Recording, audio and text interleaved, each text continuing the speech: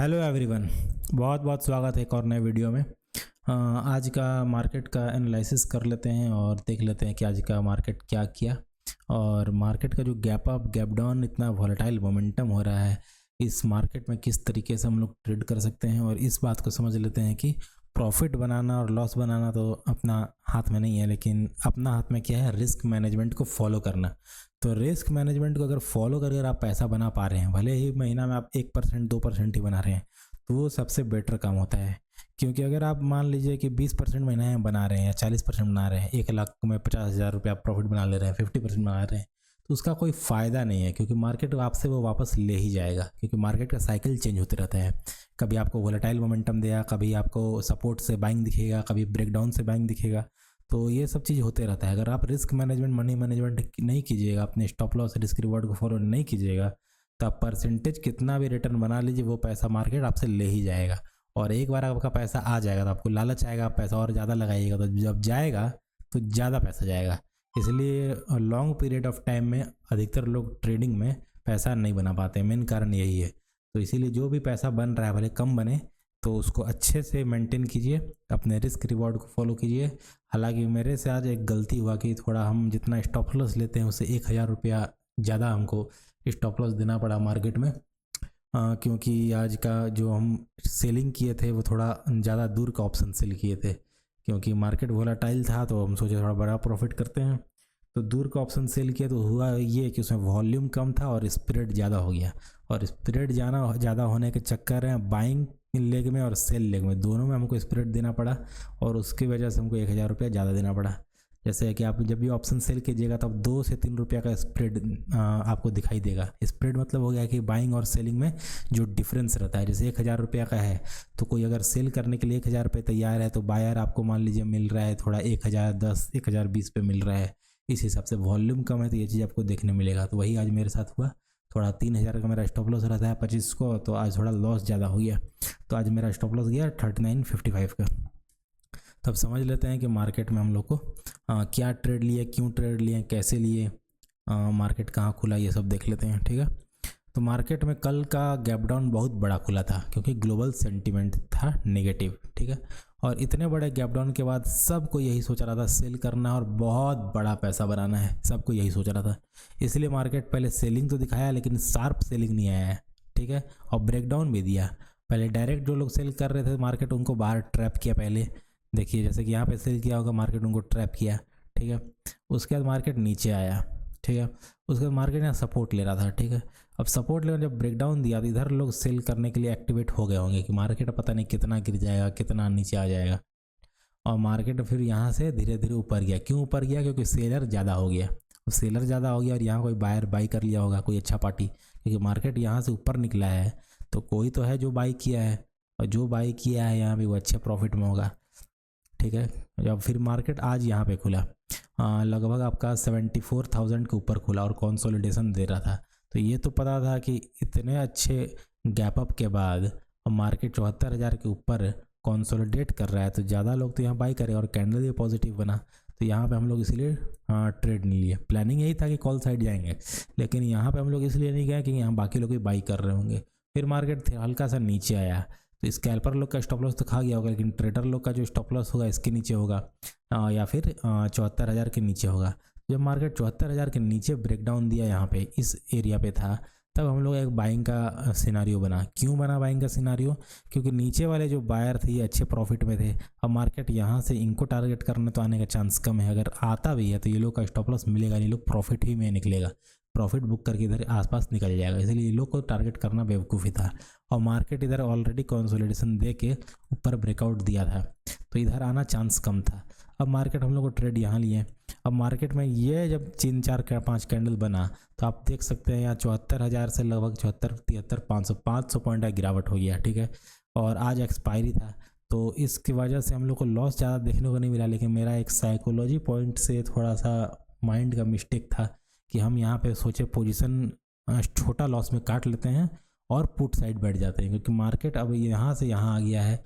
हो सकता है मार्केट अब क्लोजिंग प्राइस के आसपास भी आ गया था और तीनों इंडेक्स आ गया था। तो ये सोच के हम सोचे कि मार्केट शायद यहाँ से रिकवर ना करे, तो ये सोच के हम यहाँ पे अपना पोजीशन काटे, लेकिन स्प्रेड की वजह से जो हम 600-700 का लॉस सोच रहे थे वो लॉस हो गया 1800 का।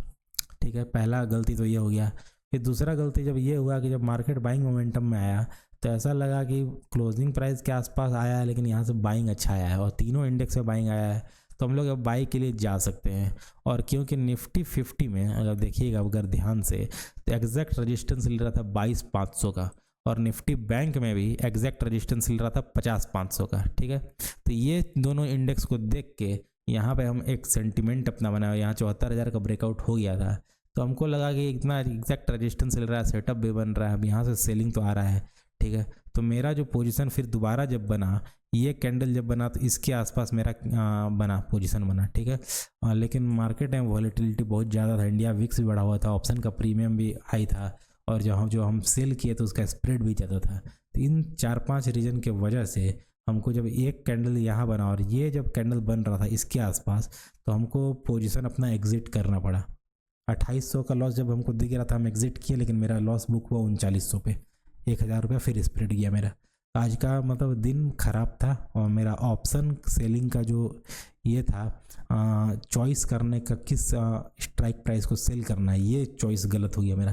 तो मेन मेरा गलती ये हुआ, नहीं तो आज अच्छा प्रॉफिट बन जाता।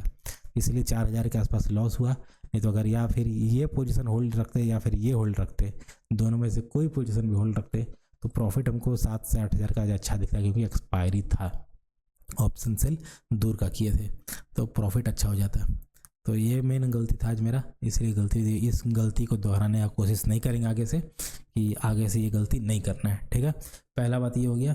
अब ये देख लेते हैं कि हम लोग जो ट्रेड लिए यहाँ पे लिए, अब मार्केट थोड़ा सा सेंटीमेंट गड़बड़ाया, और मार्केट नॉर्मली ऐसा करता नहीं है। अब क्यों नहीं करता है इस बात को ज़रा समझ लेते हैं कि मार्केट जब 74,000 के नीचे यहाँ कंसोलिडेशन दिया, तो यहाँ पे रिटेल में बहुत सारा सेलिंग रैंडम सेलर लोग आ जाते हैं। अब रैंडम सेलर लोग आ जाएगा तो उन लोग को प्रॉफिट दिखेगा, लेकिन उतना नहीं दिखेगा कि वो लोग प्रॉफिट बुक करके चल जाए। जैसे मान लीजिए कोई 10,000 रुपये इन्वेस्टमेंट किया, अब 10,000 पे 1,000 2,000 रुपये आपको प्रीमियम पे मिल रहा है, तो कोई क्यों बुक नहीं करेगा, ज़रूर बुक करेगा। और नया नया ट्रेडर हो सकता है बुक ना करे, लेकिन अधिकतर आदमी तो बुक कर लेगा जो लोग रेगुलर ट्रेड कर रहे हैं। तो यहाँ से जब देखिएगा 74,000, जब 74,500 आ गया तो 500 पॉइंट मार्केट नीचे आ गया। नॉर्मली ये चीज़ होता नहीं, हल्का फुल्का ब्रेकडाउन देके मार्केट वापस से निकल जाता है, क्योंकि उतना प्रॉफिट नहीं दिखाएगा कि वो लोग बुक करके निकल जाए।